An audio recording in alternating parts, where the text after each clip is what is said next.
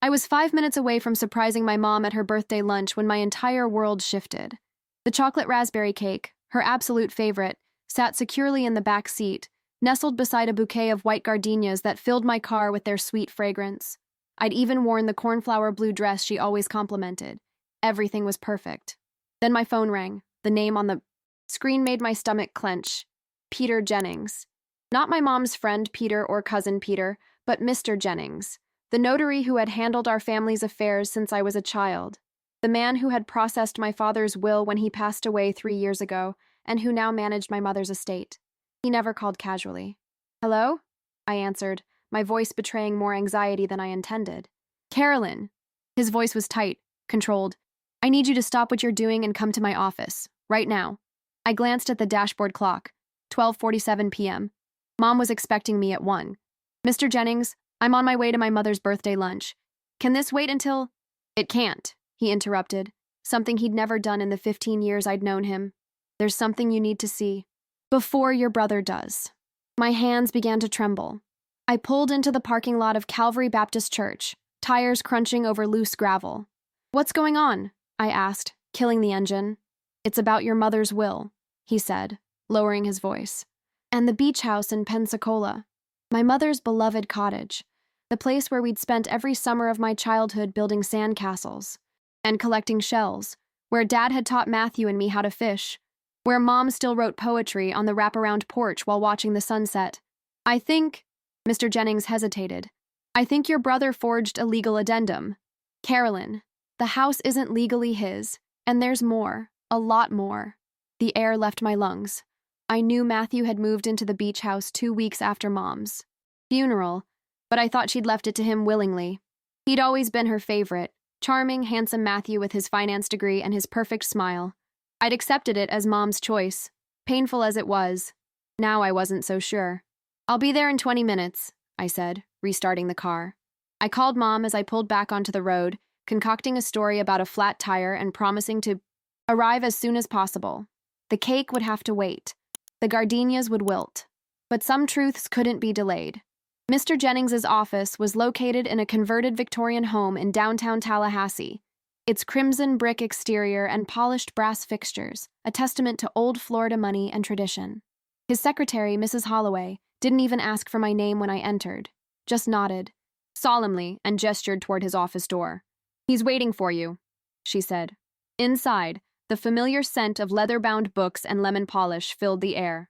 Mr. Jennings stood behind his mahogany desk, his silver hair combed perfectly, his bow tie slightly askew, the only indication of his distress. "Carolyn," he said, "thank you for coming so quickly." I sank into the chair across from him. "What's happening, Mr. Jennings?" He pulled out a manila folder. "Last week I received this in the mail." He slid a document across the desk. "It's supposedly an addendum to your mother's will, stating that the beach house in Pensacola is to go to Matthew. It's dated 3 weeks before her passing." I stared at the paper. It looked official. Legal language, notary stamp, and at the bottom, what appeared to be my mother's signature. But something about it felt wrong. "The problem," Mr. Jennings continued, "is that I never drafted this document. The notary stamp isn't mine, and your mother was in hospice care on the date this was supposedly signed. She couldn't hold a pen steady, let alone sign a legal document." My heart pounded in my ears. "Are you saying Matthew forged this?" Mr. Jennings opened a drawer and pulled out another document. The original will I'd seen read after Mom's funeral 3 months ago. "Your mother's intentions were clear. The beach house was to go to you, Carolyn. She told me why. Because you were the one who stayed. You were the one who drove her to chemotherapy appointments, who moved back home to care for her when the cancer returned. Matthew visited. Twice in 2 years. He reached across the desk and pressed a small digital recorder into my palm. She left this with me as well, in case there were questions. My fingers closed around the cold metal. "Have you listened to it?" "Yes." His eyes met mine. "And you should too. But not here. Not now." I slipped the recorder into my purse. "What do I do, Mr. Jennings? Matthew's already living. There. He's telling everyone it's his. That's why I called you today," he said, his expression grim. "I received a notification that Matthew has listed the property for sale. The asking price is $1.2 million. The room spun slightly. Mom's beach cottage, our sanctuary, our history, reduced to a price tag. He can't sell it, I whispered. It's not his to sell. No, it's not, but he's moving quickly, and he has interested buyers. We need to file an injunction immediately to stop the sale. I've prepared the paperwork. He slid another document toward me. We just need your signature. As I signed my name, a strange calm settled over me. This wasn't just about property. This was about my mother's wishes, about truth, about family, what it should be versus what it sometimes is. There's something else you should know, Mr. Jennings said, his voice softening. Matthew came to see me 2 days before your mother passed away. He asked about making changes to her will. I told him it wasn't possible given her condition. He was angry. I remembered those final days at hospice. Matthew had disappeared for hours, claiming he needed air, needed space. Had he been plotting even then? Thank you for telling me, I said, rising from my chair. The recorder felt heavy in my purse. What will you do now? Mr. Jennings asked. I glanced at my watch. Mom's birthday lunch was already underway. She'd be wondering where I was, why her daughter, always reliable, always punctual, hadn't arrived with the cake and flowers. First, I said, I'm going to celebrate my mother's birthday. Then I'm going to listen to whatever she left for me on this recorder. And after that, I took a deep breath. I'm going to fight for what's right. As I walked back to my car, the Florida sun beat down mercilessly. The cake in my back seat had started to melt, the icing slumping in the heat. But it didn't matter. Some things were worth saving, worth fighting for, even when they weren't perfect. Anymore. I drove toward my mother's apartment complex, rehearsing how to smile through the birthday lunch while my world collapsed around me, how to look my brother in the eye, knowing what I now knew. The gardenias still perfumed the car, their scent both comforting and suffocating, just like family. Mom's birthday lunch was held at Bella Marina, a small Italian restaurant overlooking Lake Ella, that had been her favorite for decades. By the time I arrived, everyone was midway through their entrees. Mom sat at the head of the table, wearing the pearl necklace Dad had given her on their 30th anniversary, her silvery hair styled in soft waves. There she is! Mom exclaimed when I walked in, her face lighting up. My Carolyn! I set the cake box on a side table and bent to kiss her. Cheek, inhaling the familiar scent of Chanel No. 5. Happy birthday, Mom. I'm so sorry I'm late. Flat tire? Matthew asked from across the table, raising an eyebrow. That's what Mom said. Need me to take a look at it later? There he sat, my older brother, handsome in his tailored navy suit, an expensive watch glinting on his wrist. His smile seemed genuine, his concern believable. If I hadn't just come from Mr. Jennings's office, I might have been touched by the offer. All taken care of, I said, forcing a smile. AAA came quickly. I took my seat between Mom and Aunt Judith, acutely aware of Matthew's eyes following me. Did he know about my visit to the notary? Had he somehow been tipped off? We ordered you the chicken piccata, Mom said, squeezing my hand. And look who made it all. The way from Chicago. She gestured toward the far end of the table where our cousin Emma sat with her husband. Em, I exclaimed, genuinely surprised. I thought you couldn't make it. Changed my flight this morning, Emma said with a smile.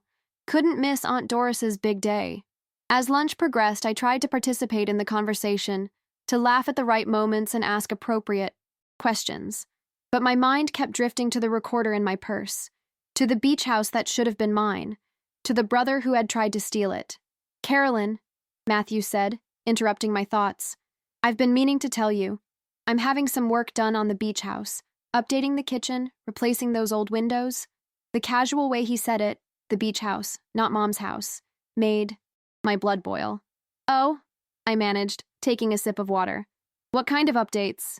Nothing drastic, just modernizing it a bit before I list it. Mom's fork clattered against her plate. List it? You're selling the cottage? Matthew looked genuinely surprised by her reaction. Eventually, yes. It's too much upkeep for a vacation property. But we've had that house for 30 years, Mom said, her voice thin. Your father built that screened porch himself. You and Carolyn learned to swim in that ocean. Things change, Mom, Matthew said gently, as if explaining something to a child. Property values in Pensacola are skyrocketing. It's a smart financial move. It's not about money, Mom whispered. It's about memories. An uncomfortable silence fell over the table. I watched emotions play. Across my mother's face, confusion, hurt, a flicker of something like suspicion. Then she smiled brightly, a practiced gesture I recognized from whenever Dad would say something thoughtless at a public gathering. "Well, it's your decision, of course," she said finally. "The house is yours now." I saw Matthew's eyes shift, a momentary flash of guilt or uncertainty, before he nodded and changed the subject. After the cake was served and the presents opened, guests began to drift away. Matthew left early, citing a business call. Emma and her husband departed for their hotel. Soon it was just Mom, Aunt Judith, and me, lingering over coffee. "It was a lovely party," Mom said, though her smile didn't quite reach her eyes. "Thank you both for making it special." "Are you all right?" I asked. "You seemed upset about Matthew selling the beach house." Mom stared into her coffee cup. "I just assumed he would keep it in the family. That's all." "Did you talk to him about it before?"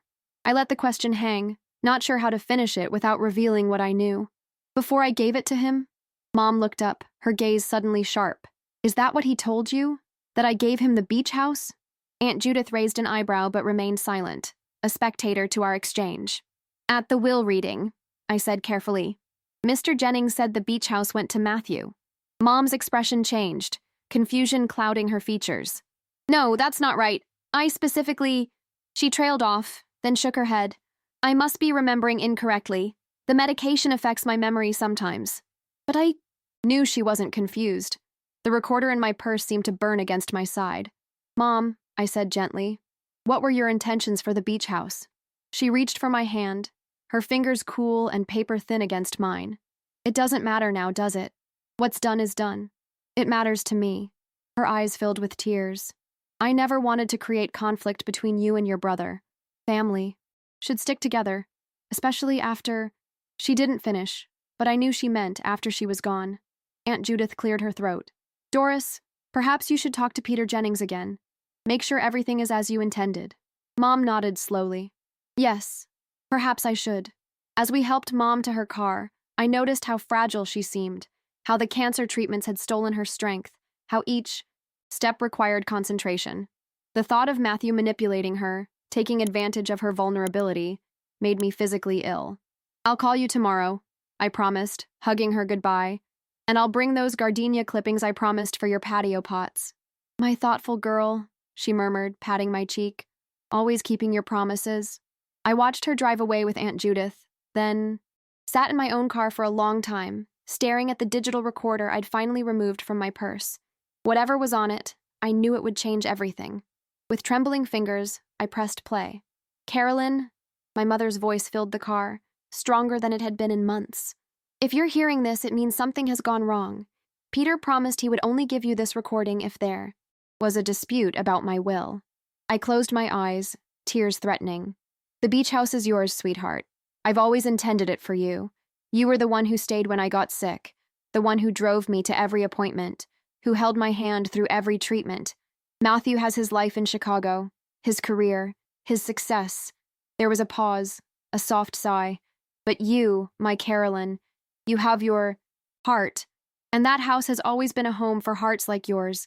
Keep it, love it, and if Matthew tries to take it from you," her voice hardened, "fight for it, because I've known for a long time that your brother isn't the man I raised him to be." The recording ended. I sat in stunned silence, tears streaming down my face. My mother knew. She had always known what Matthew was capable of. And now, so did I. The morning after Mom's birthday, I woke before dawn, my mother's recorded words echoing in my mind. I hadn't slept much, just tossed and turned, replaying conversations with Matthew over the years, searching for signs I'd missed. The brother who taught me to ride a bike had become a stranger capable of forgery and theft. How had we arrived here? I made coffee and carried it to my small balcony overlooking downtown Tallahassee. The city was still quiet, street lamps casting pools of light on empty sidewalks. In 3 hours, I'd need to be at Jefferson High School, teaching my sophomore literature class about The Great Gatsby. Ironically, a novel about wealth, deception, and the corrupting influence of greed. My phone buzzed, a text from Matthew. "Hey sis, heading back to Chicago today. Business emergency. Tell Mom sorry I had to cut my visit short." Of course he was leaving. He'd listed the beach house, planted the seeds of its sale at lunch yesterday, and now he'd retreat to his high-rise condo 1,000 miles away, while the deal proceeded. Classic Matthew. Make the mess, then disappear. I texted back, safe travels, two simple words that revealed nothing of what I knew, what I felt. My literature students would call it dramatic irony, when the audience knows something a character doesn't. Matthew thought he was getting away with his scheme. He had no idea what was coming. After showering and dressing, I called Mr. Jennings. His secretary put me through immediately. I listened to the recording, I said without preamble. And? His voice was careful, measured. And I want to fight, for the house, for Mom's wishes. I took a deep breath. What's our next step? I've already filed the injunction to stop the sale. The court should process it today or tomorrow. After that, we'll need to challenge the forged addendum officially.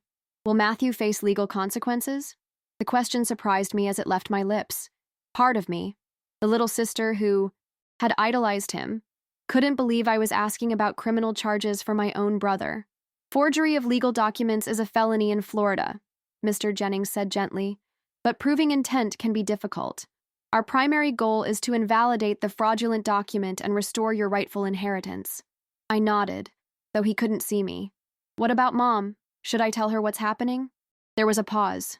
In her condition, that's a personal decision only you can make. But I will say this. The truth rarely stays hidden for long. After hanging up, I drove to school.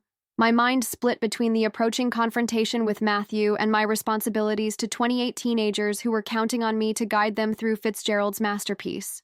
As I parked in the faculty lot, my phone rang. The screen displayed Pensacola Realty. My stomach dropped. The real estate agency Matthew had hired. Hello? I answered, trying to keep my voice steady. Ms. Rivers, this is Diane Morrow from Pensacola Realty. I'm calling about the property at 742 Shoreline Drive. We have a very interested buyer who'd like to tour the house this afternoon. Would 3 p.m. work for you? I'm sorry. There must be some confusion, I said. I didn't list that property for sale. Oh, she sounded flustered. I have the paperwork right here. The owner is listed as Matthew Rivers, but he said his sister, that would be you, has a key and could show the property while he's out of town. The audacity was breathtaking. Not only had Matthew forged documents to steal the house, but he was now using me as his personal real estate assistant. Ms. Morrow, I said, my voice surprisingly calm, there's a legal dispute regarding the ownership of that property. An injunction is being filed today to halt any sale proceedings. I suggest you contact your client and inform him of this development. Silence stretched across the line. I see. I'll certainly do that. Thank you for letting me know. The Your bell rang as I ended the call. I gathered my teaching materials and headed inside, wondering how many more surprises the day would bring. By lunchtime, I had my answer. A text from Mr. Jennings. Injunction granted. Sale proceedings frozen pending legal review. Matthew has been notified. Relief washed over me, followed immediately by dread. Matthew wouldn't take this lying down. He'd fight back, and things would get ugly before they got better. Sure enough, as I was dismissing my last class of the day, my phone exploded with notifications. 3 missed calls from Matthew. 5 text messages, each more hostile than the last. What the hell, Carolyn? You filed an injunction against me? Call me now. This is my house. Mom left it to me. Don't make me fight you on this. You'll lose.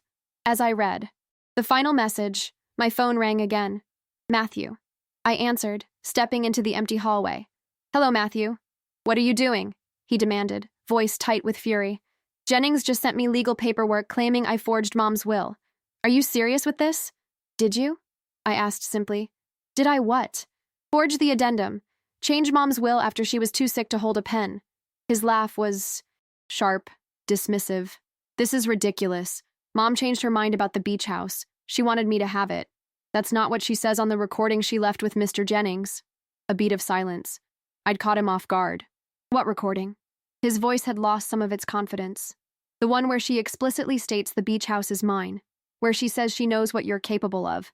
I leaned against the cool cinder block wall, suddenly exhausted. Why, Matthew? Why would you do this? Another pause, longer this time. When he spoke again, his voice had changed, calculated, almost conciliatory. Look, there's been a misunderstanding. Mom was confused toward the end. Sometimes she'd say one thing, sometimes another. I was just trying to honor her true wishes. By forging legal documents? I didn't forge anything. The anger was back, sharper now. And you can't prove I did. Some random recording won't stand up in court against signed paperwork. It's not random, I said quietly. It's Mom's voice speaking her truth, and the forgery experts Mr. Jennings consulted will testify that the signature isn't authentic. The court dates are being set as we speak. Matthews. Breathing changed, became shallow. I could almost see him calculating, recalibrating his approach. Carolyn, he said, his tone softening, we don't need to do this. Lawyers, courts. It'll drain Mom's estate. Neither of us wants that. No, what I don't want is for you to steal what Mom meant for me to have. I'm not stealing anything, he snapped. That house is a gold mine right now. Beachfront. Property in Pensacola. Do you have any idea what it's worth? And there it was. The truth, finally. I don't care what it's worth, I said. I care what it means. Sentimentality doesn't pay bills, sis. That house could set us both up nicely. We sell it, split the proceeds. Everyone wins. Except Mom, except her wishes. Matthew sighed dramatically. Mom's gone, Carolyn. Her wishes don't matter anymore. The callousness of his words stole my breath. They matter to me. Fine, be difficult. But know this, I have resources you don't. Connections. If you push this, I'll push back harder. And when I'm done, you'll wish you'd taken the deal I just offered. The threat hung between us, ugly and explicit. Goodbye, Matthew, I said, and ended the call. I stood in the empty school hallway, surrounded by motivational posters about perseverance and integrity, and let the tears come. Not for the house, not even for myself, but for the brother I thought I knew. The brother who no longer existed, if he ever had. My phone buzzed with a text from Mom. Coming by with soup tonight. You sounded tired yesterday. 6:30 okay?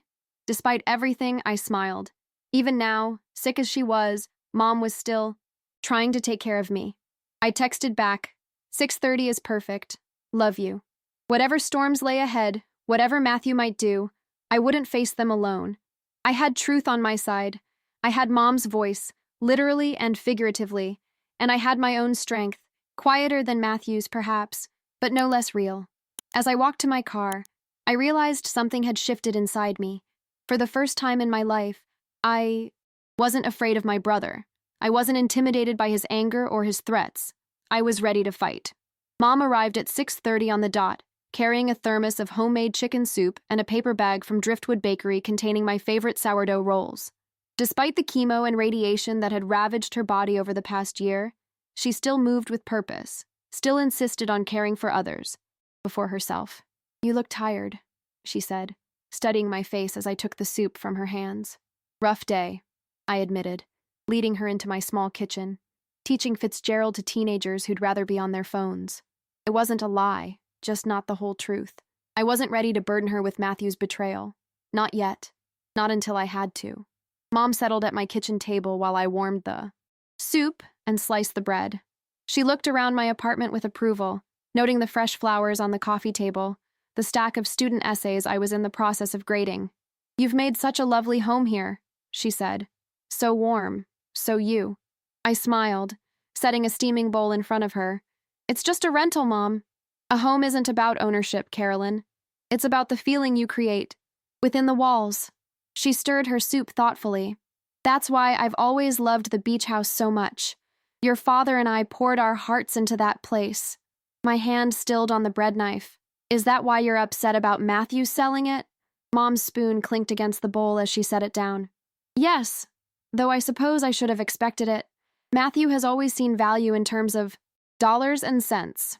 She looked up at me, her blue eyes, so like my own, clouded with something I couldn't quite read. Not everyone appreciates what truly matters. I joined her at the table, breaking off a piece of bread. And what truly matters?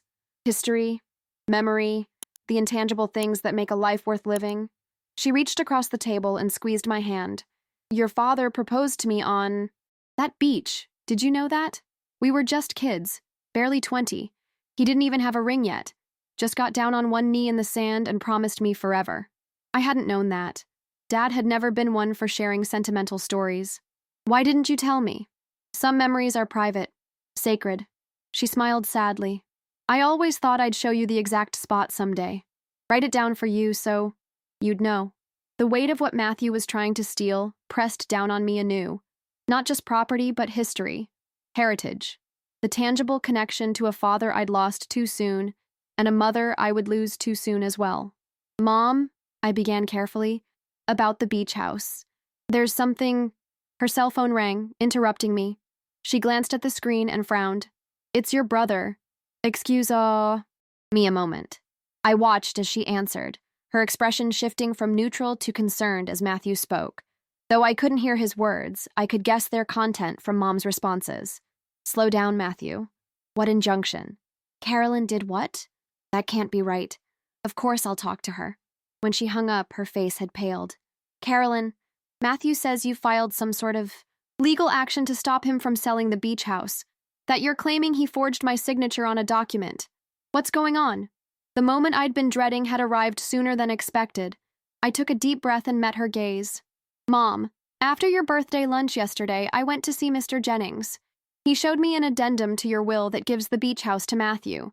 An addendum you supposedly signed 3 weeks before Dad's funeral, when you were in hospice care and could barely hold a pen. She stared at me, comprehension dawning slowly. I never signed anything like that. I know. I got up and retrieved my purse, pulling out the digital recorder. Mr. Jennings gave me this.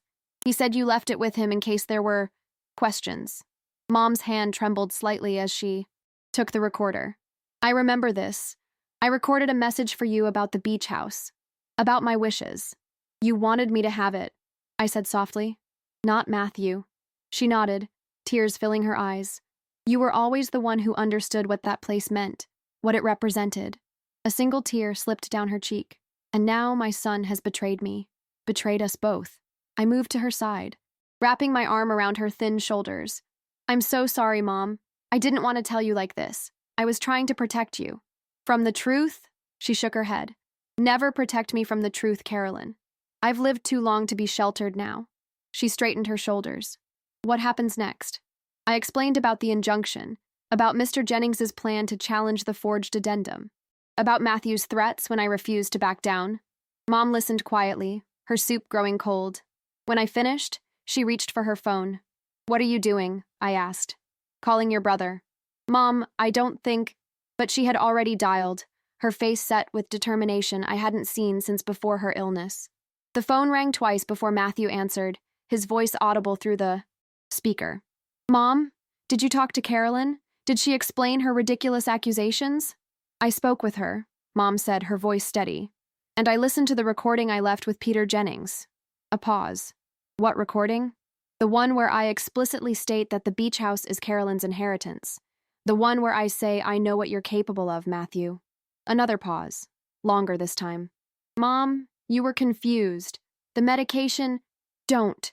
The single word cut through his excuses like a blade.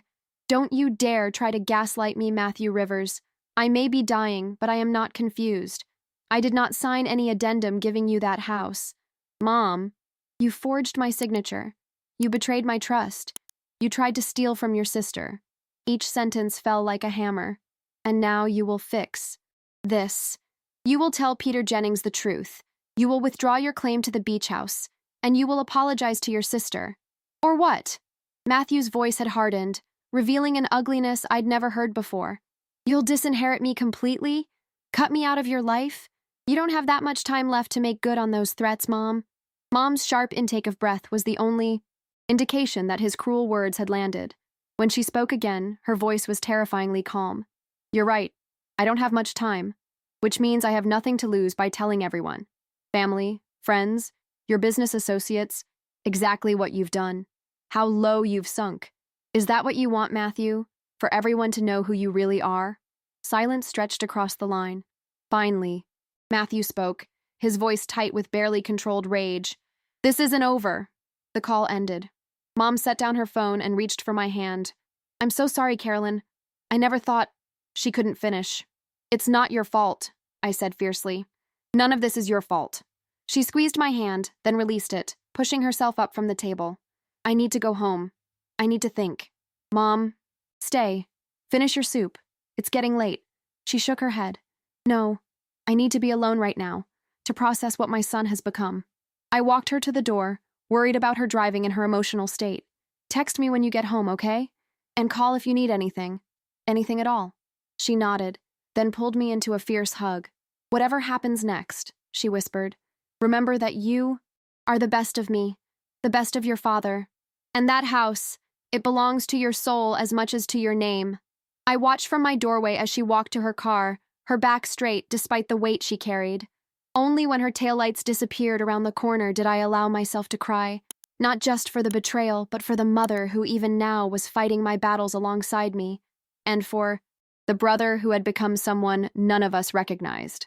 3 days after Mom's confrontation with Matthew, I drove to Pensacola. The 4-hour journey from Tallahassee gave me plenty of time to think, to plan what I would say when I faced my brother at the beach house. Our beach house. The familiar coastal highway brought a flood of memories. Dad singing off-key to Bruce Springsteen. Mom pointing out osprey nests. Matthew and I playing license plate bingo in the back seat, back when we were still allies rather than adversaries. The Rivers family, whole and happy, headed to our sanctuary by the sea. Now that family was fractured, perhaps beyond repair. I called Mr. Jennings from the road, putting him on speaker as I drove past the towering pines of the Apalachicola National Forest. The court date is set for next month, he informed me. The forensic document examiner has completed her preliminary analysis and confirms the signature is almost certainly forged. Almost certainly? I repeated, my hands tightening on the steering wheel. These cases are rarely black and white, Carolyn, but the evidence is compelling. The pressure patterns in the signature, the tremors, they don't match your mother's authentic signatures from that time period. And as I mentioned, we have the security footage of Matthew entering my office after hours. I nodded, though he couldn't see me. What about the listing? Has it been removed completely? Yes, Pensacola Realty has withdrawn the property from their website, but I've heard Matthew is still showing it privately to potential buyers. Can he do that with the injunction in place? Technically, no. He can't proceed with a sale, but there's nothing stopping him from arranging viewings. Mr. Jennings paused. Are you sure confronting him directly is wise, given his reaction to your mother's call? I need to see what he's done to the house, I said firmly, and I need him to look me in the eye when I ask him why. After saying goodbye to Mr. Jennings, I turned onto the coastal road that led to our neighborhood. The familiar landmarks appeared. Captain Pete's seafood shack, the weathered bait shop, the small public beach access point where Mom used to take us swimming.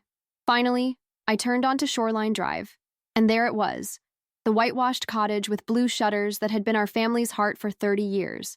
Dad had bought it as a fixer-upper when Matthew and I were just kids, spending weekends replacing rotted boards, painting shutters, planting sea oats along the dune line. Over time, it had become more than a house.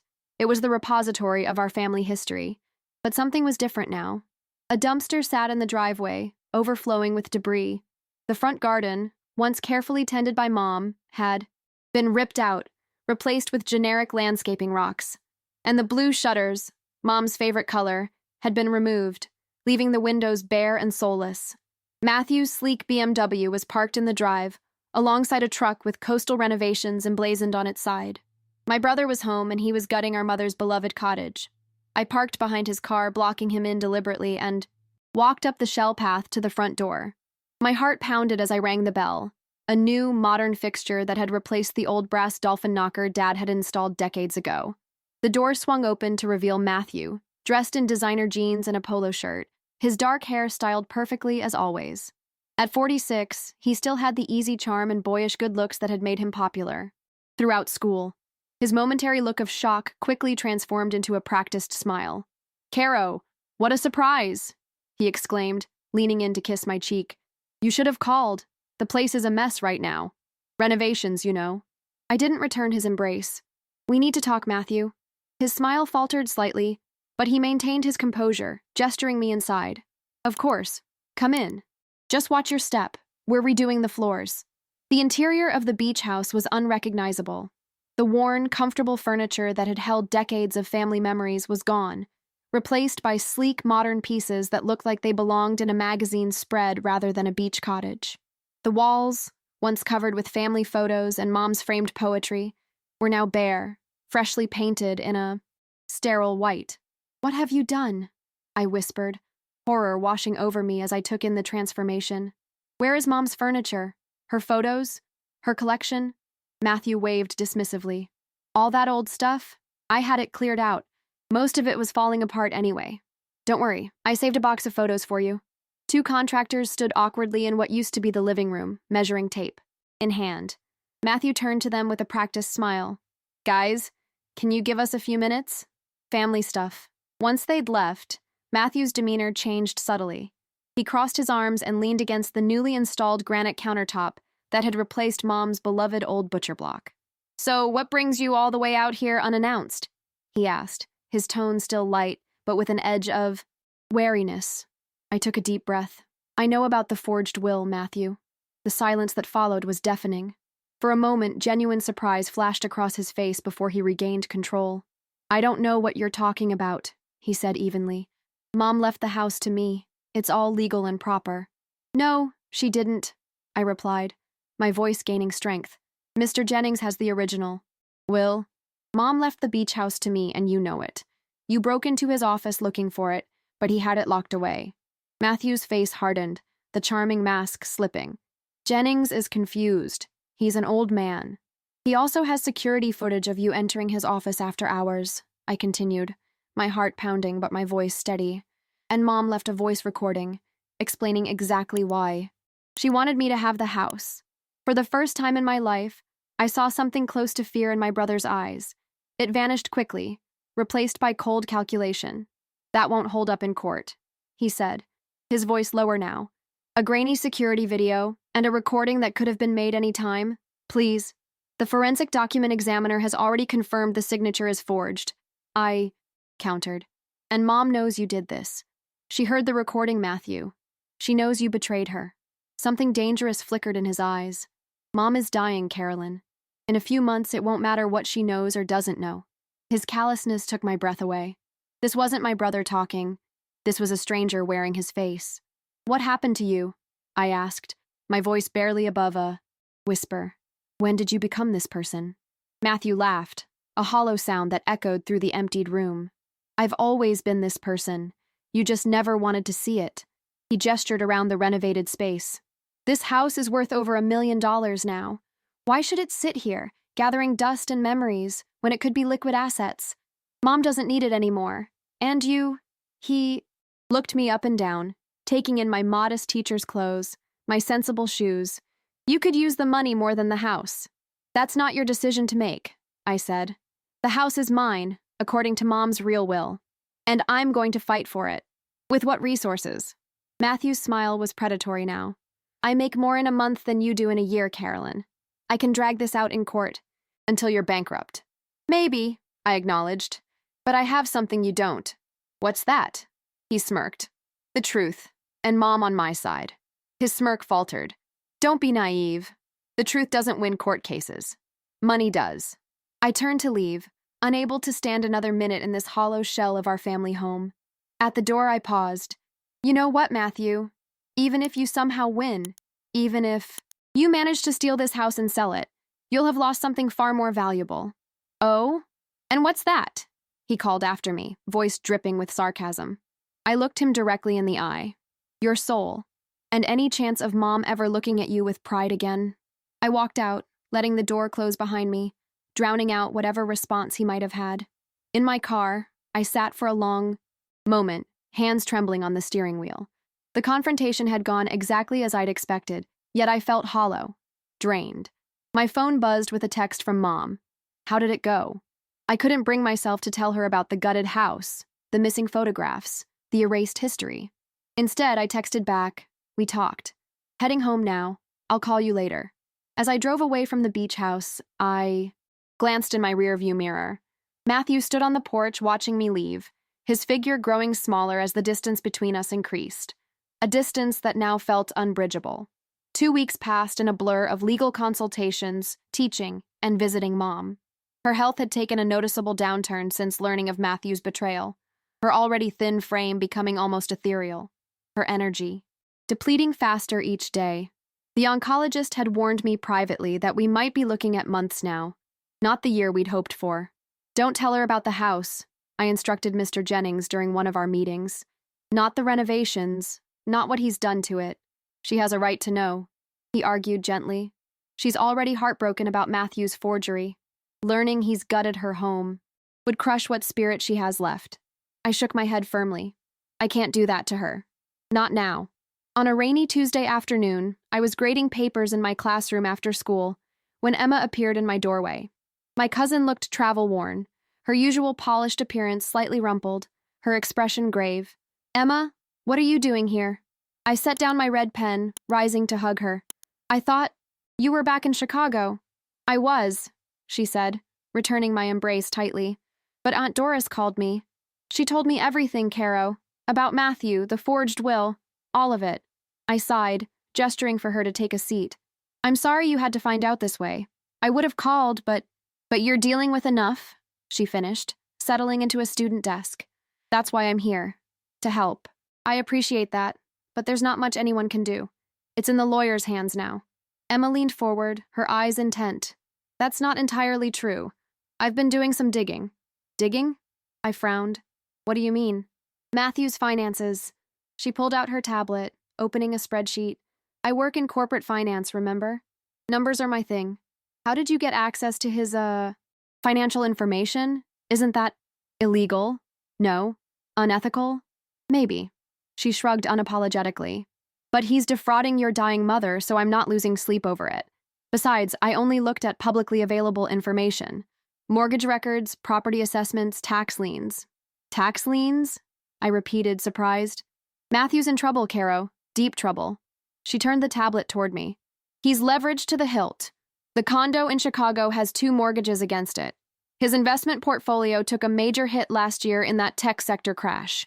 And there's a federal tax lien filed against him for $217,000 in back taxes. I stared at the numbers, struggling to comprehend. But his lifestyle, the BMW, the designer clothes, all smoke and mirrors. Classic case of living beyond. His means. Emma's expression softened. He's desperate for cash. That's why he forged the will. That's why he's trying to sell the beach house so quickly. The revelation shifted something in my understanding of my brother's actions. Not that it excused them, but it contextualized his desperation. Does Mom know this? I asked. Emma shook her head. I only confirmed it yesterday. I came straight. Here. I rubbed my temples, processing this new information. So, what do we do with this? We use it, Emma said simply. Not to humiliate him publicly. That would hurt Aunt Doris too much. But to negotiate from a position of strength. Before I could respond, my phone rang. Mom's number. Mom? Is everything okay? I answered, immediately concerned. She rarely called during school hours. Carolyn. Her voice was weak, frightening me. I need you to come to the hospital, Memorial. They've admitted me. My heart lurched. What happened? Just a little trouble breathing. Nothing to worry about. She attempted a light tone that didn't mask her fatigue.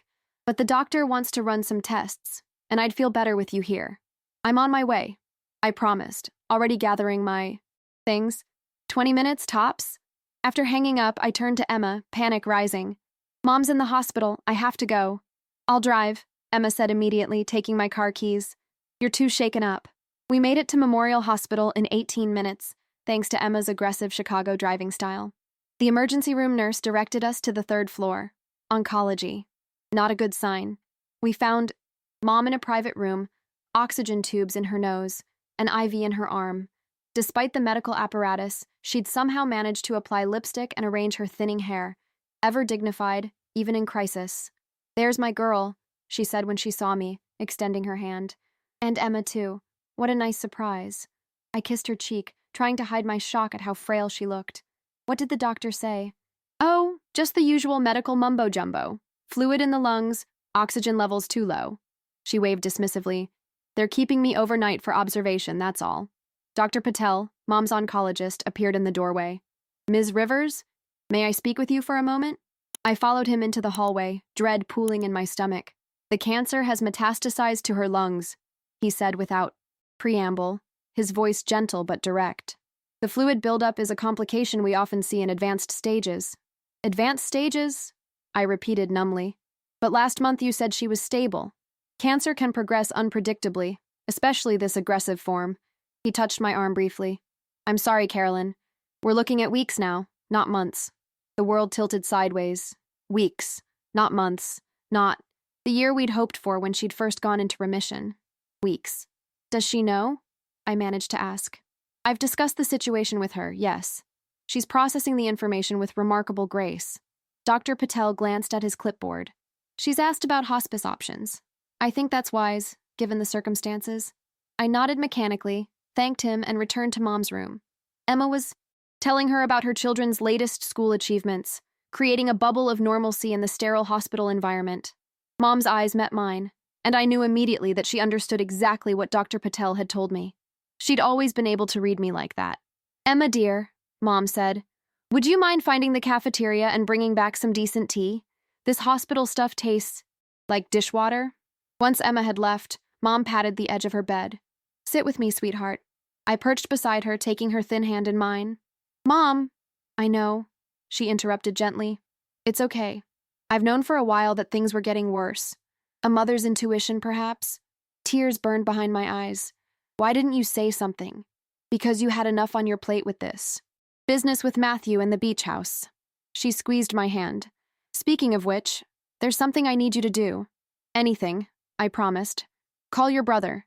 Tell him to come to the hospital. I stiffened. Mom, after everything he's done, because of everything he's done, she corrected. I need to speak with him while I still can, while my mind is still clear. The determination in her voice made it impossible to refuse. Okay, I'll call him. Thank you. She closed her eyes briefly, fatigue evident in every line of her face. And Carolyn, whatever happens between you and Matthew after I'm gone, remember that he's still your brother, the only family you'll have left. I couldn't bring myself to remind her that Matthew had already broken those bonds himself. Instead, I nodded and stepped into the hallway to make the call. To my surprise, Matthew answered on the second ring. Carolyn? His voice was wary. What now? Another injunction? Mom's in the hospital, I said flatly. Memorial, 3rd floor, room 317. She's asking for you. A pause. Is it serious? Terminal cancer is generally serious, yes. Don't be a smartass, he snapped. I mean, is this an emergency? I'm in the middle of something important. Anger flared hot and bright. More important than our dying mother's request to see you? The mother whose will you forged? Whose house you're gutting and selling against her wishes? Silence stretched between us. When he spoke again, his voice had lost its edge. I'll be there in 4 hours. True to his word, Matthew arrived that evening, still wearing his, business suit, looking polished and put together despite the 4-hour drive. Emma and I were sitting in the hospital room's vinyl chairs while Mom dozed. How is she? He asked quietly from the doorway. Dying, I replied bluntly. Weeks, not months. Something flickered across his face. Regret? Calculation? I couldn't tell anymore. Mom's eyes fluttered open at the sound of our voices. Matthew, she said, her face lighting up despite everything. You came. Of course I came, Mom. He moved to her bedside, taking her hand, playing the role of devoted son perfectly. How are you feeling? Like I'm dying, she said with unexpected directness. Which is why we need to talk. All of us. She looked around the room at the 3 of us, her children and her niece, and for a moment I saw the strong, vibrant woman she had been before cancer had hollowed her out. Carolyn, Emma, she said, would you give us a few minutes alone? I hesitated, reluctant to leave her with Matthew, but Emma tugged my arm gently. Come on, Caro, let's get some coffee. In the hallway, I paced anxiously. What do you think she's saying to him? Emma shrugged. Whatever it is, she deserves the chance to say it without an audience. 20 minutes later, Matthew emerged from the room, his face ashen. Without acknowledging us, he walked straight to the elevator and disappeared. When we returned to Mom's room, she was sitting up straighter, a strange calm settling over her features. What happened? I asked. What did you say to him? She smiled faintly. I told him the truth, that I know what he did, that I'm disappointed beyond words, and that I forgive him anyway, because that's what mothers do. You forgive him? I couldn't keep the disbelief from my voice. After everything? Forgiveness isn't about excusing someone's actions, Carolyn. It's about freeing yourself from the burden of anger. She reached for my hand. I also told him I expect him to make things right before I'm gone. To admit what he did and return the beach house to you, as I always intended. And what did he say? Mom's smile turned sad. He cried. First time I've seen him cry since he was 12 years old and broke his arm falling from the oak tree in the backyard. Then he promised he'd fix it. I wanted to believe her. Wanted to believe in Matthew's capacity for redemption. But experience had taught me otherwise. Do you think he will? I asked softly. Mom's eyes, though clouded with medication, held a wisdom that transcended her illness. I think he'll try. Whether he succeeds depends on whether the man I raised still exists somewhere inside the man he's become. The following morning, I arrived at the hospital early, bringing Mom's favorite nightgown, her reading glasses, and a stack of poetry. Books. The nurses had warned me that her energy was decreasing rapidly, but she still insisted on reading Emily Dickinson before sleep each night. I found her awake, staring out the window at the oak trees swaying in the breeze. When she turned at the sound of my entrance, her face seemed more serene than it had been in weeks. "Good morning, sweetheart," she said, her voice thin but steady. "You're just in time. I've had a visitor." I glanced around the empty room. "Who is here?" "Matthew. He came by around 6 this morning." My stomach tightened. "What did he want?" Mom gestured to a manila envelope on her bedside table. "To give me this. He said it was important that I see it before—" She didn't finish the sentence, but she didn't need to. I picked up the envelope, loosening the metal clasp and pulling out several documents. The first was a notarized statement, signed by Matthew, confessing to forging the addendum to Mom's will. The second was a legal form withdrawing his claim to the beach house. The third was a letter addressed to me. "He admitted it," I whispered, scanning the confession. "In writing." Mom nodded. "Read the letter, Carolyn. Not aloud. It's for you." With trembling fingers, I unfolded the single page of expensive stationery. "Carolyn, there's no excuse for what I've done. I could tell you about my financial troubles, my desperation, my misguided belief that I deserved more. But none of that matters. What matters is that I betrayed our mother's trust and tried to steal what was rightfully yours. The beach house was never about money for you. It was about memories, family, continuity. For me, it was just another asset to be liquidated. That difference defines us both more clearly than I care to admit. I've withdrawn my claim to the property. The contractors have been paid and dismissed. The dumpster will be removed by tomorrow. I've done what I can to reverse the renovations, but some changes can't be undone. Much like the damage I've done to our relationship. I'm returning to Chicago today. I don't expect forgiveness, and I won't insult you by asking for it. But I hope, someday, you might understand that I never meant to hurt you or Mom. I just lost my way. The house is yours now, as it always should have been. Matthew."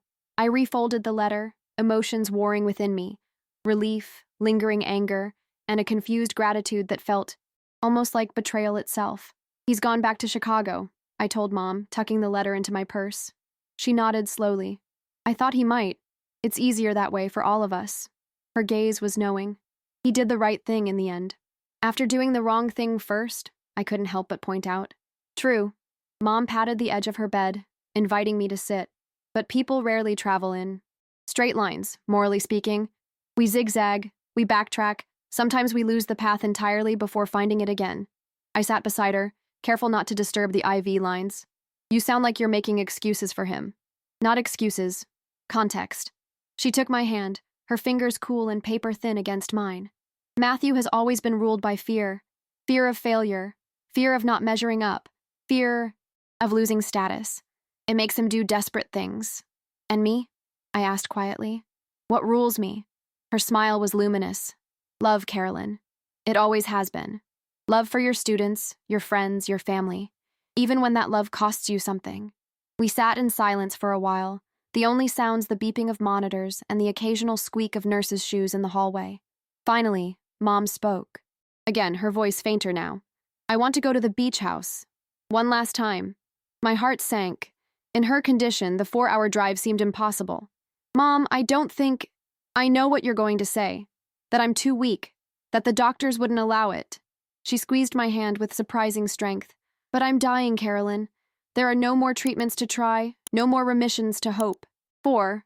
I want to see the sunset over the Gulf one more time. I want to hear the waves while I fall asleep." The raw longing in her voice made refusal impossible. "I'll talk to Dr. Patel," I promised.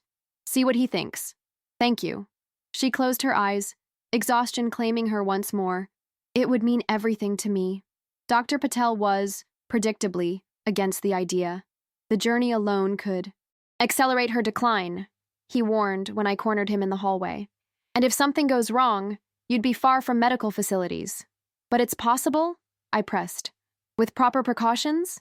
He sighed, removing his glasses to rub the bridge of his nose. Technically, yes. We could arrange hospice care in Pensacola, oxygen, medication, a visiting nurse.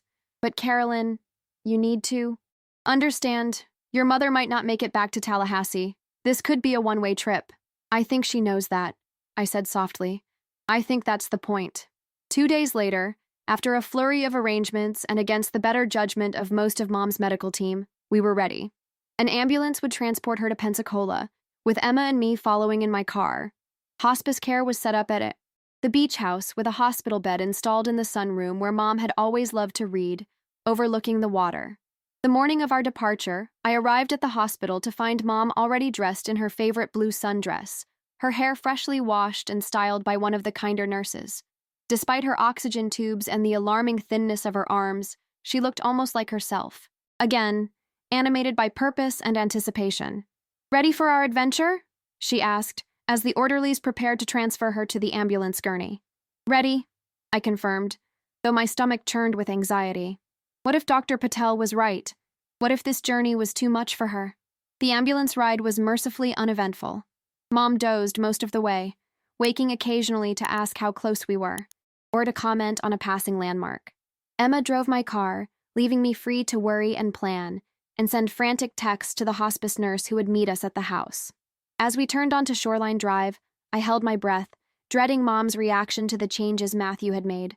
The dumpster was gone, as he'd promised, but would she notice the missing shutters, the altered landscaping, the modern fixtures that had replaced pieces she'd chosen with such care? The ambulance pulled into the driveway, and Emma parked behind it. Mom was awake now, her eyes bright with anticipation as the EMTs carefully unloaded her gurney. "Oh," she breathed, as she caught her first glimpse of the cottage. "It's still beautiful." Relief washed over me. She either didn't notice the changes or didn't care. The essence of the place, its soul, remained intact for her.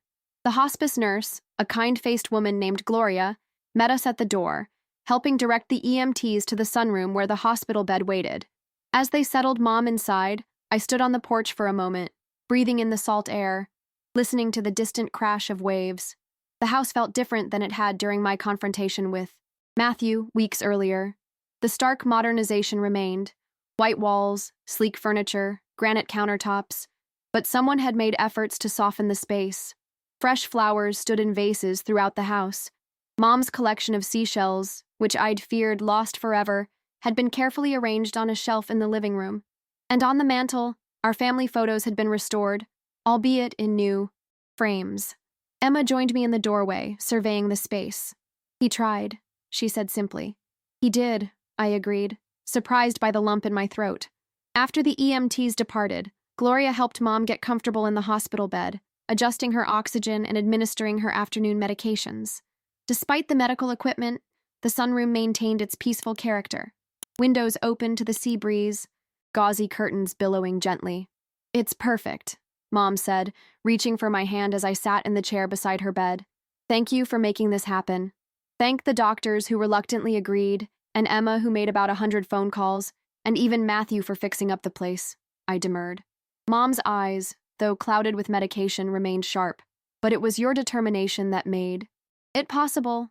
You've always been the one who makes the impossible happen, Carolyn. Since you were a little girl." We sat together as the afternoon light shifted, casting golden patterns across the floor. Mom dozed intermittently, waking to point out a passing dolphin or a particularly beautiful cloud formation. Emma brought us tea and sandwiches, though Mom only managed a few sips and bites. As always, sunset approached. Gloria helped us bundle Mom in blankets and move her wheelchair onto the deck that faced the Gulf. The sky was putting on a spectacular show, vivid oranges and pinks bleeding into deepening blues, the sun a fiery orb sinking toward the horizon. "I've seen thousands of sunsets from this spot," Mom murmured, her face bathed in golden light. "But they never get old. Each one is a miracle." I knelt beside her wheelchair, my heart full. "Thank you for bringing us here all those years ago, for giving us this place." She stroked my hair, the gesture achingly familiar from childhood. The place doesn't matter, Carolyn. It's the love that matters. The house is just wood and nails without that. As darkness fell and the first stars appeared, we returned Mom to her bed. Gloria checked her vitals, adjusted her medications, and quietly informed me that she'd be staying overnight in the guest room, just down the hall. Try to get some rest, she advised. Tomorrow may be difficult. But I couldn't leave Mom's side. I pulled my chair closer to her bed, took her hand in mine, and settled in for the night. Through the windows, I could hear the rhythmic crash of waves, the occasional call of a night bird. Read to me? Mom asked, gesturing toward the Emily Dickinson collection on the bedside table. I opened the book to her favorite poem, the one about hope being the thing with feathers. As I read, her breathing grew more even, her grip on my hand relaxing as she drifted toward sleep. I'm home, she whispered just before she closed her eyes. Finally home. Mom died, just after sunrise 3 days later. She'd grown progressively weaker each day, sleeping more, speaking less, but still finding moments of lucidity and joy. Watching pelicans dive for fish, listening to the wind chimes on the deck, feeling the sun on her face during our brief excursions outside. That final morning, I'd been dozing in the chair beside her bed when some subtle shift in the room's energy, woke me. The first light of dawn was filtering through the windows, painting the walls a soft rose gold. Mom's eyes were open, gazing not at me but at something beyond the foot of her bed, something only she could see. Dad, she whispered, a smile spreading across her face. Then, with a soft exhalation, she was gone. Gloria confirmed what I already knew, her practiced hands checking, for pulse, for breath, finding neither. She went peacefully, the nurse said gently. That's all any of us can hope for. I nodded, unable to speak through the knot in my throat. Despite months of preparation, the reality of Mom's absence hit me with physical force, as if the air had been sucked from the room. Emma found me still holding Mom's hand an hour later, unwilling or unable to let go. Oh, Caro, she murmured, wrapping her arms around my shoulders. I'm so sorry. The next few hours passed in a blur of practical matters. The hospice doctor arriving to pronounce death officially, the funeral home in Pensacola sending staff to collect Mom's body, Gloria packing up medical equipment and medications.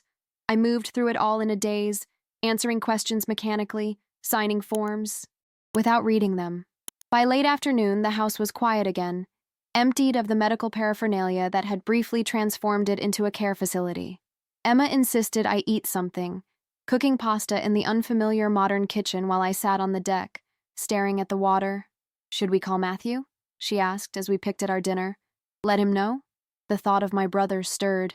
Complicated emotions, anger still simmering beneath the surface, but tempered now by grief and a strange sense of shared loss. Whatever his failings, whatever his betrayal, he'd lost his mother too. I'll call him tonight, I decided, after I've had some time to process. Emma nodded, then hesitated. What about the funeral? I know Aunt Doris wanted to be cremated, but did she leave instructions? About a service? She wanted her ashes scattered here on the beach, I said, the words thick in my throat, where Dad's are. She has a plot at Evergreen Cemetery in Tallahassee for a headstone, but she didn't want to be buried. And the service? Small, family only. I managed a wan smile. You know how she hated fuss. After Emma went to bed, I found myself wandering through the beach house, touching surfaces, opening drawers, reacquainting myself with a place that was now mine, but still carried the imprint of strangers' hands. Matthew's renovations had erased much of what had made the cottage ours, but not everything. The stain on the kitchen floor where I'd dropped a bottle of grape juice at age 9 was still visible if you knew where to look. The height markings for Matthew and me still faintly showed on the doorframe of what had been our shared bedroom, despite the fresh paint. In what had been Mom's room, now transformed into a generic guest suite with hotel-like furnishings, I found a small wooden box tucked in the back of the closet. Inside were treasures that had escaped Matthew's purge: Dad's pocket watch, Mom's journal from the year they'd bought the cottage, a stack of birthday cards Matthew and I had made as children. I carried the box to the deck and sat beneath the stars, leafing through the journal, smiling at Mom's familiar handwriting, her detailed accounts of renovations and beach adventures. The final entry, dated just before Dad's unexpected heart attack, read, 30 years in this house, and I still wake up every morning grateful for the sound of waves. Raymond says I'm too sentimental about this place, but he doesn't understand. It's not about the house itself. It's about the life we've built within it, the memories that live in every corner. Someday, I hope Carolyn and Matthew will understand that too. Tears blurred my vision. Mom had understood the true value of this place all along, not its market price, but its worth as a repository of our family history, our shared experiences, our love. With shaking hands, I dialed Matthew's number. It was after midnight in Chicago, but he answered on the second ring. Carolyn? His voice was alert, as if he'd been waiting for this call. What's happened? Mom's gone, I said simply. This morning, just after sunrise. A sharp intake of breath. Was it peaceful? Yes, she was at the beach house. She could hear the waves. I swallowed hard. She was smiling at the end. Silence stretched between us, filled with unspoken words, shared history, complicated grief. I should have been there, he finally said, his voice thick. Maybe, I acknowledged, but you gave her what she needed most. You made things right before she went. Another pause. The funeral? Small service in, Tallahassee next week. Then we'll bring her ashes here to scatter with Dad's. I'll be there, he promised. Both places. Okay.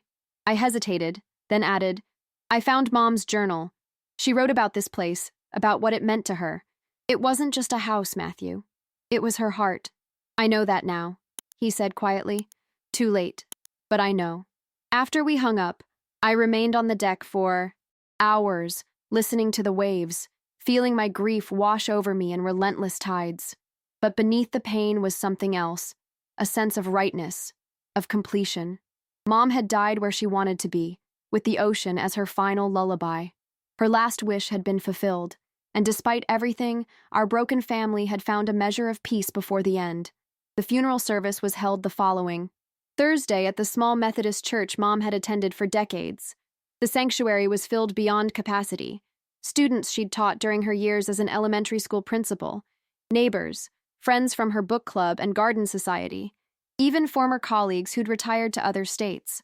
I'd expected family only to mean a handful of people, but I'd underestimated how many lives Mom had touched, how many hearts considered her family. Matthew arrived just before the service began, impeccably dressed in a dark suit, his face drawn with grief and what looked like genuine remorse. He sat beside me in the front pew, maintaining a respectful distance but offering a handkerchief when my tears overwhelmed me during the eulogy. Afterward, at the reception in the church fellowship hall, he moved awkwardly among the mourners, accepting condolences with subdued thanks, visibly uncomfortable with the genuine affection people expressed for our mother, affection his actions had betrayed. She would have loved this, Emma observed, watching the crowd share stories and memories over coffee and homemade casseroles. All these people coming together because of her. I nodded, my gaze following Matthew as he spoke stiffly with Mom's former secretary. Everyone except her son. He looks like he wants to disappear. Give him time, Emma advised. He's carrying a heavy burden, grief complicated by guilt. And shame, I added, noticing how Matthew avoided eye contact with those who knew him best. He knows what he did. He knows Mom knew. That's a lot to live with. 2 days later, a much smaller group gathered at the beach house in Pensacola. Just Emma and her husband, Matthew, myself, and Mom's sister Judith. The funeral home had delivered Mom's ashes in a simple wooden urn that matched the one containing Dad's remains, which I'd retrieved from the safety deposit box where they'd been kept since his passing. We walked together to the stretch of beach where Dad had proposed. Decades earlier, where Mom had always felt closest to him. The late afternoon sun gilded the water, transforming ordinary waves into molten gold. A gentle breeze carried the scent of salt and seaweed, of life continuing its eternal cycle. I carried both urns, feeling their weight, physical and symbolic, in my arms. When we reached the spot Mom had described so often in her stories, I stopped, waiting until everyone had gathered around me. Mom wanted simplicity, I began, my voice carrying over the sound of breaking waves. No fancy prayers, no elaborate rituals, just us, her family, returning her to the place she loved most, to be with Dad again. Matthew stepped forward, his hand outstretched. May I help? I hesitated only briefly before passing him Dad's urn.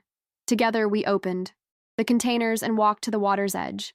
The tide was coming in, waves reaching for our feet as if in welcome. Goodbye, Mom, I whispered as I released her ashes into the wind and water. Thank you for everything. Beside me, Matthew did the same with Dad's remains. His face wet with tears, he made no attempt to hide. I'm sorry, he murmured, so quietly I almost missed it beneath the sound. Of the surf. For everything. I wasn't sure if he was addressing me or our parents, but it didn't matter. The apology hung in the salt air, sincere and inadequate and necessary all at once. As the last of the ashes merged with the gulf, Aunt Judith began to sing Amazing Grace in her wavering soprano, a song Mom had loved. Emma and her husband joined in, then Matthew, his baritone surprisingly strong. I couldn't sing. Grief had stolen my voice, but I hummed along, feeling a sense of communion with these people who, for better or worse, were my family. When the impromptu hymn ended, we stood in silence for a long moment, watching the sun sink toward the horizon. Then, one by one, they turned back toward the house, leaving me alone with the waves and my thoughts. Matthew was the last to go. Before he walked away, he touched my shoulder lightly. The house is yours now, officially, he said. All the paperwork is done. No contests, no claims. He gestured toward the cottage. I'm sorry about the renovations. I know they're not what Mom would have wanted. I looked at the whitewashed structure gleaming in the sunset light. Houses can be changed back, I said. Paint colors, fixtures, furniture, they're just things. The soul of the place is still here. He nodded, shoving his hands into his pockets. What will you do with it? Live in it, I said simply. At least part-time. Tallahassee isn't that far to commute for work. You're not selling? His surprise seemed genuine. No, this is where Mom and Dad are now. I gestured toward the water. This is home. Matthew looked out, at the Gulf, then back at me. You always understood what was important. I never did. He turned to go, then paused. For what it's worth, I am truly sorry, Carolyn. Not just for the forgery, but for everything. For not being there when Mom got sick, for putting money above family, for not being the brother you deserved. The sincerity in his voice caught me off guard. This wasn't the Matthew I'd confronted weeks ago, the calculating, cold businessman who'd threatened legal action. This was someone humbled by loss, by consequences, by truth. I believe you, I said, surprising myself with the realization that I meant it. And I think Mom did too, at the end. He gave a short nod, as if accepting this small mercy, then walked back toward the house, leaving me alone with the sunset and the sound of waves washing away our footprints in the sand. 6 months after Mom's funeral, I sat on the deck of the beach house, my beach house, grading final exams as the spring sun warmed my shoulders. I'd accepted a sabbatical from Jefferson High for the following school year, planning to write the curriculum guide I'd been postponing for years. The beach house would be my sanctuary during that process, a place of quiet reflection and creativity. The transformation of the cottage was nearly complete. Over winter break and countless weekends, I'd methodically undone Matthew's modernization, restoring the house to something closer to what Mom had loved. The sleek granite countertops remained. Removing them seemed wasteful, but they were now complemented by the butcher block island I'd salvaged from a local antique shop. The sterile white walls had been repainted in the warm coastal colors Mom had chosen years ago. Sea glass blue for the living room, soft sand for the bedrooms, pale yellow for the kitchen. Most importantly, I'd brought back the family photographs, the mismatched furniture collected over decades, the shelves of books with broken spines and dog-eared pages. Not everything could be replaced, of course. Some pieces were lost forever, but the essence of the home had returned. Lived in, loved, imperfect. Emma and her family had visited at Easter, filling the house with children's laughter for the first time in years. Aunt Judith came every other Sunday for lunch, bringing her famous key lime pie and stories about Mom's childhood that I'd never heard before. The only person who hadn't seen the restored cottage was Matthew. We'd spoken sporadically since the funeral, stiff, formal conversations on holidays and birthdays. He remained in Chicago, apparently rebuilding his financial life after nearly losing everything. According to Emma, who maintained closer contact with him, he'd sold his luxury condo, moved to a modest apartment, and was slowly paying off his tax debt. The man who once drove a BMW and wore custom suits now took public transportation and shopped at department stores. It wasn't schadenfreude that made me contemplate these changes, but a complex mix of emotions, lingering hurt, cautious hope, and an odd sense of pride in his belated accountability. The sound of tires on the shell driveway pulled me from my thoughts. I wasn't expecting visitors. Setting aside the stack of papers, I walked around to the front of the house, squinting against the midday sun. A rental car had parked beside my old Subaru. As I watched, the driver's door opened and Matthew stepped out. He looked different, thinner, his hair longer than he'd worn it since college, his clothing casual rather than corporate. He stood by the car for a moment, gazing at the house, then noticed me on the porch. "Carolyn," he called, his voice carrying on the breeze. "I hope it's okay that I came. I probably should have called first." I descended the porch steps slowly. "It's fine. I'm just surprised."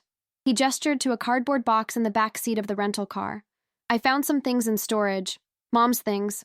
I thought you might want them." "Thank you," I said, helping him remove the box. "That's thoughtful."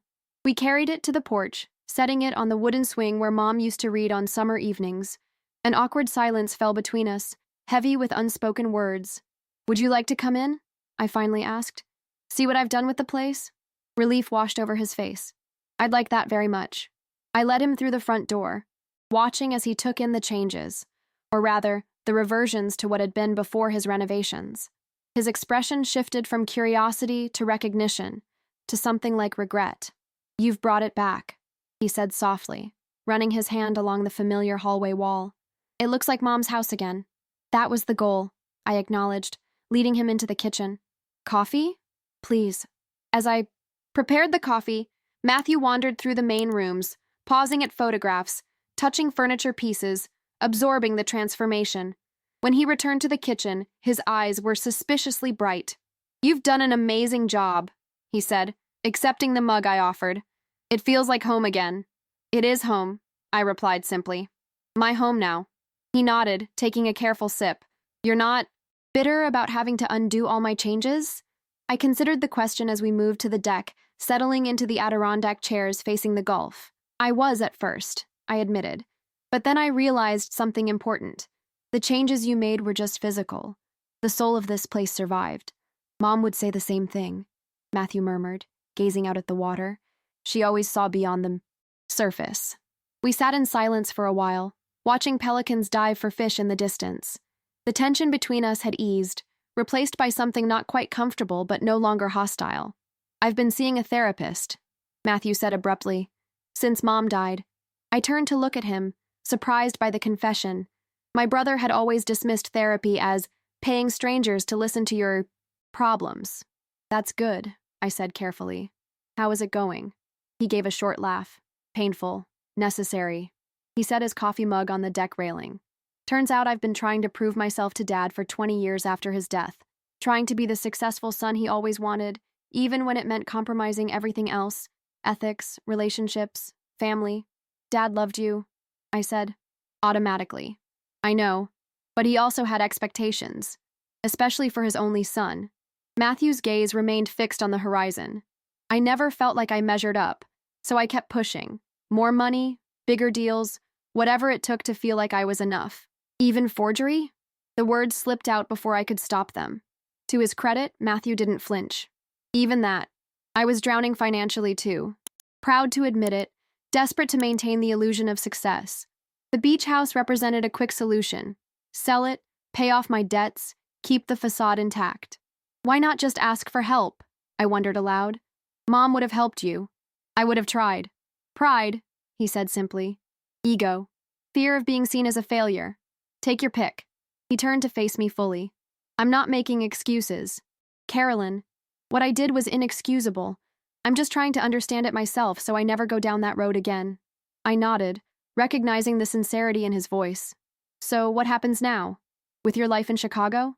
"I'm rebuilding, slowly. Downsized everything. Taken a position with a smaller firm. Less prestige, more stability." He gave a self-deprecating smile. "Learning to live within my means. For the first time since college." "That sounds healthy," I said, meaning it. "It is." He hesitated, then added, "There's something else. I've been volunteering at a hospice center. Once a week I sit with patients who don't have family visitors.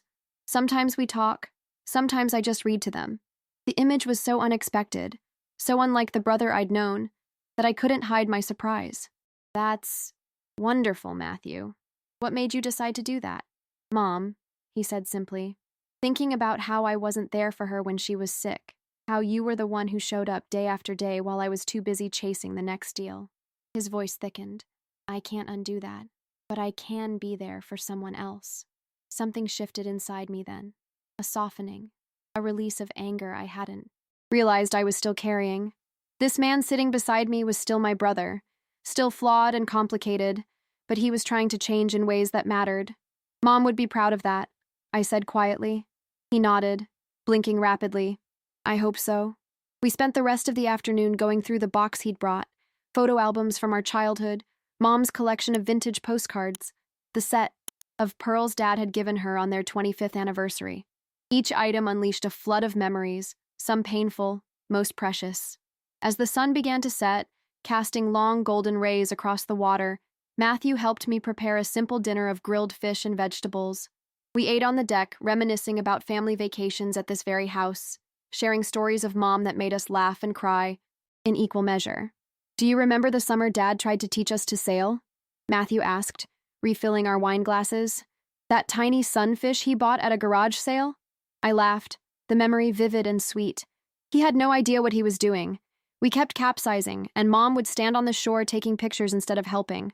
She said it was more entertaining that way, Matthew recalled, his smile genuine. I found those photos in her things after the funeral. She had them in an album labeled The Sailing Fiasco of '92.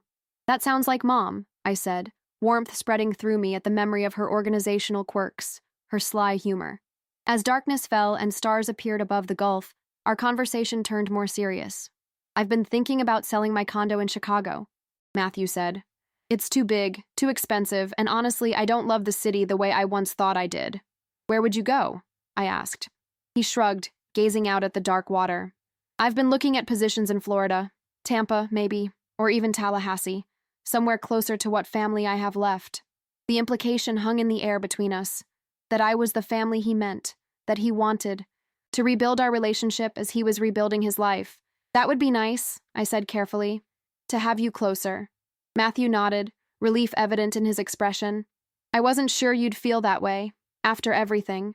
6 months ago, I probably wouldn't have, I admitted. But Mom was right about something important. You're my brother, the only immediate family I have left. That matters, even when it's complicated. Even when I've been a complete ass? He asked, a hint of his old humor surfacing. Even then, I confirmed, though I reserve the right to remind you of it occasionally. He laughed, a genuine sound that took years off his face. Fair enough. When it grew too chilly to remain outside, we moved into the living room, where I'd restored Mom's collection of family photos to their rightful place on the walls. Matthew stood before them, studying each one with a wistfulness I'd never seen in him before. We were happy here, weren't we? He asked softly. Before everything got complicated, before we grew up and grew apart. We were, I agreed, joining him before a particularly beloved photo of the four of us on the beach, sunburned and smiling, sand clinging to our swimsuits. And maybe we can be again. Different, but still a family. Matthew turned to me, his expression vulnerable in a way I'd rarely seen. I'd like that, Caro, more than you know. As he prepared to leave the next morning, loading his overnight bag into the rental car, I made an impulsive decision. The guest room is always open, I said, if you want to visit again, maybe over the summer, or during the holidays. Matthew paused, keys in hand. I'd like that very much. And Matthew, I added as he opened the car door, Mom forgave you before she died. I think it's time I did too. His eyes filled with tears, but he blinked them away quickly. Thank you, he said simply. I'll work on earning it. As I watched his car disappear down the shell driveway, I felt a sense of peace settle over me, not the absence of pain, but its transformation into something sustainable, something that allowed for healing, for growth, for possibility. Mom would have understood. Perhaps she'd even anticipated it, in her wisdom. Some things, after all, were more important than houses or wills or past mistakes. Some things, like family, were worth fighting for, and worth forgiving for, too. 1 year, too. The day after Mom's passing, I stood on the beach at sunrise, my toes digging into the cool, damp sand. The sky was just beginning to lighten, bands of pink and gold stretching across the eastern horizon. Waves lapped gently at the shore, their rhythm as familiar to me now as my own heartbeat. So much had changed in 12 months. I'd completed my sabbatical and written not just the curriculum, Guide but also a memoir about Mom's final year, her courage, her wisdom, her gentle passing in this place she loved. The manuscript sat with a small publishing house in Atlanta, their interest genuine, their offer modest but meaningful. The beach house had become truly mine, not just legally, but spiritually. I'd settled into its rhythms, added my own touches while preserving Mom's essence. The blue. Shutters had been restored, the garden replanted with her favorite coastal flowers, the wooden sign bearing our family name rehung beside the front door. Matthew had indeed moved back to Florida, accepting a position with a financial advisory firm in Tallahassee. He'd rented a small apartment near Lake Ella, just a short drive from my classroom at Jefferson High, where I'd returned to teaching that fall. Our relationship, once fractured by betrayal, had slowly mended, not to what it had been in childhood, but to something new, something tempered by loss and forgiveness. He joined me now on the beach, appearing silently at my side as the first sliver of sun broke the horizon. "Hard to believe it's been a year," he said softly. I nodded, watching the light change minute by minute, the world reborn in gold. She would have loved this sunrise. "She's seeing it," Matthew replied with unexpected certainty, just from a different perspective.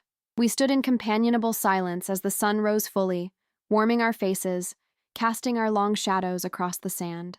In my hand, I held a small pouch containing wildflower seeds, Mom's favorites, the ones she'd tended in the garden each. "Summer. Ready?" I asked, opening the pouch. Matthew nodded, taking a handful of the tiny seeds. Together, we walked to the water's edge, where the waves could catch our offering and carry it outward. "For Mom," I said, releasing the seeds into the gentle surf, "who taught us that love endures, even when everything else changes." "For Mom," Matthew echoed, his voice steady as he scattered his portion of seeds, "who forgave when it would have been easier not to." We watched as the tide carried the seeds away, imagining them taking root somewhere along the coast, blooming in unexpected places, continuing a cycle of beauty and renewal. "Emma and the kids are coming for lunch," I said as we turned back toward the house. "Aunt Judith, too. And Peter Jennings promised to stop by later this afternoon." "A proper memorial gathering," Matthew observed. "Mom would approve. As long as we don't make too much fuss," I agreed with a small smile. Back at the house, I made coffee while Matthew prepared breakfast, a simple meal of fruit and toast that we carried to the deck. The morning was perfect, the air clear and fresh, the gulf stretching endlessly before us. "I have something for you," Matthew said, retrieving an envelope from his jacket pocket. "I was going to wait until everyone arrived, but I think now might be better, just between us." I accepted the envelope curiously. Inside was a legal document with an official seal from the county records office. As I scanned its contents, my breath caught. "You've put the beach house in a trust," I said, looking up at him in surprise. He nodded, his expression earnest. "A family trust. It ensures the property can never be sold outside the family. It will pass to Emma's children after us, then to their children, and so on." "But why?" I asked, genuinely puzzled. "You relinquished your claim to the house. It's mine now. Legally, yes, but morally, it belongs to all of us, to our shared history, our collective future." He gestured toward the water. "This is where Mom and Dad are, where our childhood memories live, where future generations should be able to build their own memories." I studied the document again, noticing the careful legal language that protected the property while still allowing me full lifetime rights as its primary resident. "This must have cost you a fortune in legal fees." Matthew shrugged. "Consider it. Interest on the debt I owe you, for trying to take it away in the first place." "You don't owe me anything," I said, surprised to find I meant it completely. "Not anymore." "Maybe not, but I wanted to do this anyway." His eyes met mine, clear and direct. "I needed to prove, to myself as much as to you, that I've changed, that I understand what truly matters now." I reached across the table and squeezed his hand. "Thank you. This would mean everything to Mom." "I know." He smiled, a genuine expression that reached his eyes. "That's why I did it." Throughout the day, the house filled with the people Mom had loved. Emma and her boisterous children, Aunt Judith with her stories and laughter, Mr. Jennings with his dignified presence and surprising fondness for Mom's secret recipe margaritas. We shared a meal on the deck, swapped memories, looked through photo albums that spanned decades. As evening approached, Emma's husband set up a small projector and screen in the living room. They had digitized old home movies from our childhood, grainy footage of beach vacations, holiday gatherings, ordinary moments made extraordinary by the passage of time and the loss of those captured in the frames. There was Dad, young and vibrant, before heart disease claimed him too soon. There was Mom, her dark hair not yet silver, laughing as she chased a seagull away from our picnic.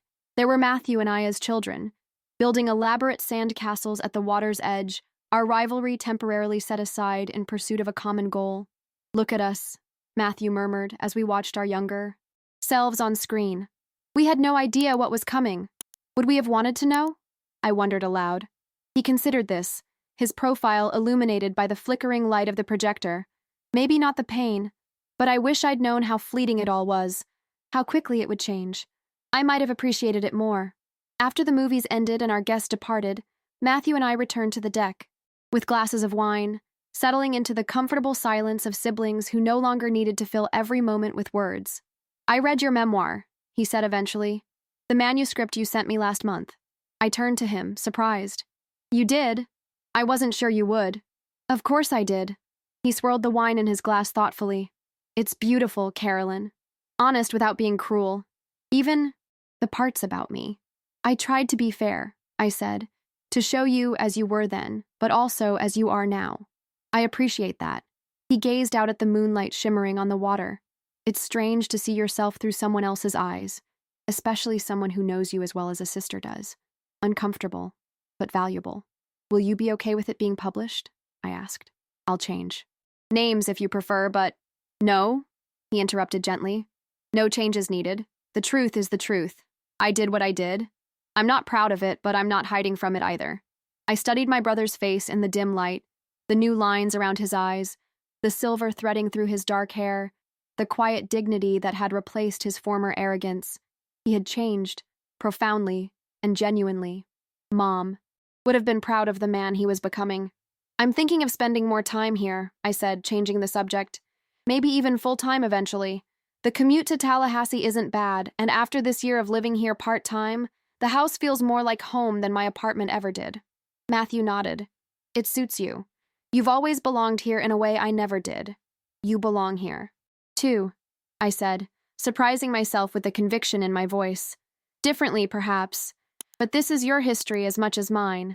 He smiled, a complex expression that held both gratitude and a touch of wistfulness.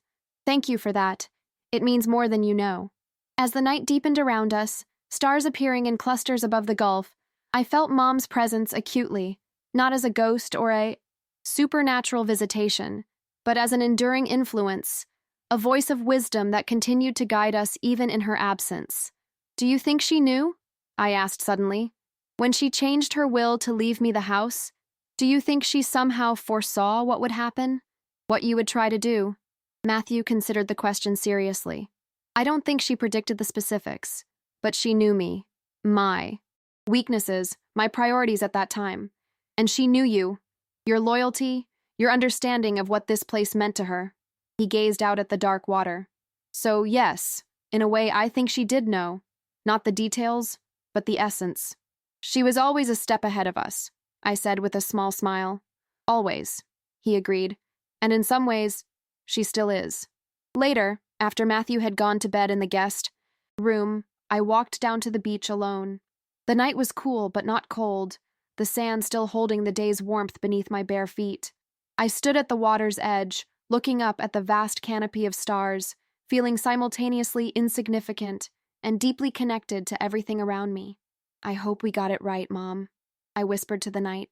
"I hope this is what you wanted for us, for your house, for your children." The waves continued their eternal rhythm, neither affirming nor denying, simply being. But in their constancy, I found a kind of answer. Like the tides, like the seasons, like life itself, we moved forward, sometimes together, sometimes apart, but always connected by the invisible threads of family, of shared history, of love that transcended betrayal and forgiveness alike.